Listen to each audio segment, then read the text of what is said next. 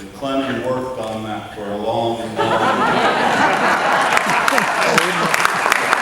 I'm glad you did, Clennon. A lot of those people you interviewed are no longer with us.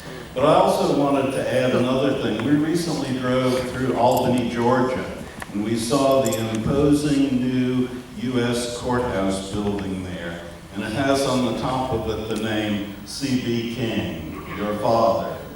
And I've also seen some footage from London of one of the pioneer black members of Parliament in Great Britain, your cousin, Ouna, who is now a baroness. So what an extraordinary family you come from. Tell us how your grandfather earned his way through college. Well, believe it or not, sorry, is this on? Is it on? Okay. Believe it or not, our family is actually from Florida. Historically, people generally associate them with being from Georgia, Albany, Georgia, which is where I was born and where much of my family hails from. But the family originally came from Jackson County, Florida, Marianna. And my great-grandfather had a run-in back around the turn of the century, the height of when the lynchings were going on. And he came nose to nose with his buggy with a white doctor who expected him, of course, to surrender the way so that his carriage could pass. And my great-grandfather refused to do it. And if he didn't kill him, apparently he pulled out a buggy whip and attacked my great-grandfather. And if he didn't kill him, he beat him within an inch of his life. And it meant, of course, that he had to flee. And at that time, what he did was he went to the safest haven there was in the area, and there was a river that left from Jackson County going 100 miles north. And he followed that river to a place called Albany, Georgia, which is where he settled. And the reason it was safe haven was because there were so many black people there. They called it, W.E.B. Du Bois called it the buckle of the Black Belt, the Egypt of the Confederacy. And it was there that my family began. My grandfather was an only child. And to pay his way through Tuskegee, he was a buggy man, a chauffeur, if you will, for Booker T. Washington, the founder. And so he would take the buggy, because he was handy with horses, to the train depot. And it was there that he also met my grandmother. So by 1919, they both were college educated. And they put all of their sons through school, all 7 of them. There was one daughter, but she died at like age 2. And my father was the third of the 7. And so from there, the group did some pretty remarkable things. Among them, the eldest was the second black man to ever run for president of the United States. And this was in 1960, the year that Kennedy ran. My father was the first black man to run for governor. And part of it was the fact that through Selma and the voting rights thing, they wanted to have blacks on the ballot to give black people now this new freedom and give them choice. And so he ran for Congress and he ran for governor. And so there was another one who was a very successful businessman. And then there was this uncle of mine, who some of you all may be familiar with, who in 2000 got a presidential pardon after spending 40 years in exile, largely in England, the father of the barons. So. What an incredible background. Have we got someone out there waiting with a question? Or are we all simply stunned? I have to say also that as a historian, I love to be present in the places where history is. In this auditorium tonight, I see so many veterans of the Civil Rights Movement. I see the family of Judge Simpson, a great American hero. I see those who have worked over the past decades to honor the Civil Rights Movement. I see my colleagues in Accord, particularly Mrs. Gwendolyn Duncan. I see Brian Owens, who sculpted the beautiful monument to the foot soldiers in the plaza there. I can't think of another time when you have had so much history of people who helped to make St. Augustine a good and not a terrible place gathered together in one room. Absolutely, absolutely. This this was a labor of love, and it got a hold of me. I mean, people have asked me, how is it that, I was compelled to do, of all stories, the St. Augustine story. And I would say basically there were probably 4 to 5 forces that came together. One, of course, was the fact that my father was a civil rights attorney. He represented Dr. King during the first major campaign after Montgomery, where Dr. King and Rosa Parks came to the national stage. And that was in Albany, Georgia. That was one force. Another thing was, by 1996, I had arrived in Jacksonville, having been hired by the NBC affiliate to be a reporter and weekend anchor. And there was an interview that I was asked to do because there was this author who was out of St. Augustine who had a book that was in his 5th publishing.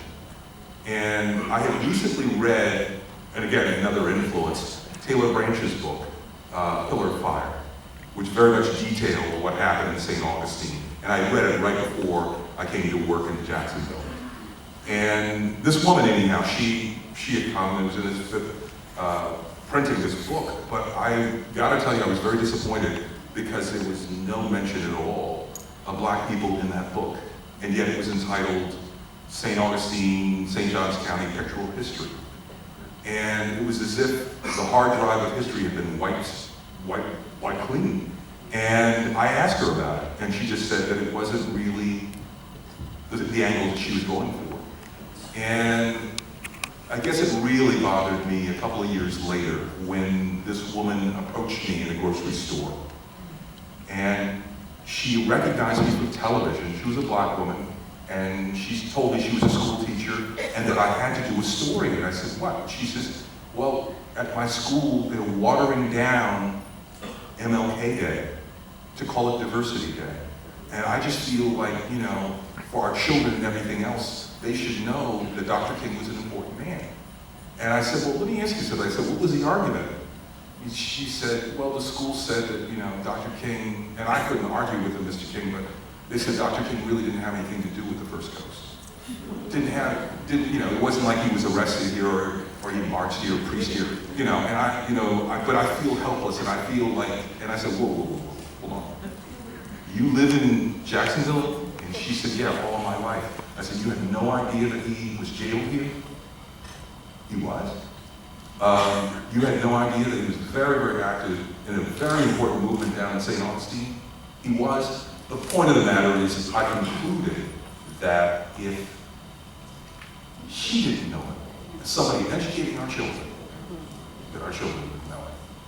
And there's a saying, I don't know who said it, I don't know Buddha or what, but the bottom line was, it was something to the effect, you gotta be the change you want. That I didn't need to look to somebody else. I had these skills as a journalist, I could go ahead and I could begin to piece this thing together. And that's when I sort of hit the road. And every afternoon after school, after I was, teaching writing to at-risk kids, I would come down here and I'd try and track down everybody I could. From Mayor Shelley to, Barbara Vickers to, everybody I could, Miss Twine, who's gone on. And many of these people, half the people are gone now. And I wanted to do that. But I knew I had to finish the film once I got to Boston 10 years later. Because it was at that time when I got there, and my brother called me and he said, there's a family friend who lives in Boston. You gotta get together. And I was like, oh, Father. And he said, no, you gotta get together with her. So I finally one night got together with her. And she sits down. She's a Black woman, sits down. She says, I was a client of your father's during the Albany movement. I said, oh, that's great. And she opens up this manila folder on the table as we're waiting to get our meal. And there is a picture of her in the swimming pool at the Monson Motor Lodge. And she says, that's me. And I knew then, divinely, that I had to get this thing done. It's an amazing story. It really, really is. So, anyhow. And is there a way that we can help now? I know you have put your all into it. Yeah, I've thrown everything I possibly can at it. In terms of distribution, how many of you, and I'm curious, and I want you to be honest, how many of you think that this deserves a wider audience?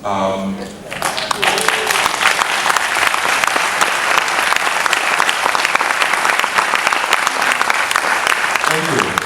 The bottom line is there's a lot of other expense that's associated with getting the thing distributed. You can see that some of the images are not very clear. Some of them are, but many of them aren't, and we've got to get higher quality stuff. You should know as well that 2 representatives of PBS have approached me. But like a lot of things, their budgets are tight, and the expectation is, especially where it concerns independent filmmakers, that you've got to really raise money to get the thing done. I've gotten a lot of support. I've gotten a lot of support from a lot of people who donated their time and resources, and certainly I've been guided by what David has been able to tell me, because I would have made some mistakes if he hadn't really looked at it and said, well, you sure about, he was raising questions. So, but the bottom line is there's still a lot of costs that are associated with getting this thing done, not the least of which are some of these images. And I'm looking to raise $50,000. My sensibility is this: I don't care whether it's $1 or $10 or $100 or $1,000. I'd like to get to that goal sooner than later, because I'm maxed out. And so up on the screen, my company, I'm based out of Somerville, Mass, which is a suburb of Boston. It's where Barack Obama lived while he was at Harvard Law School. And I live in the very building, my studio's in the very building where he lived, his apartment was.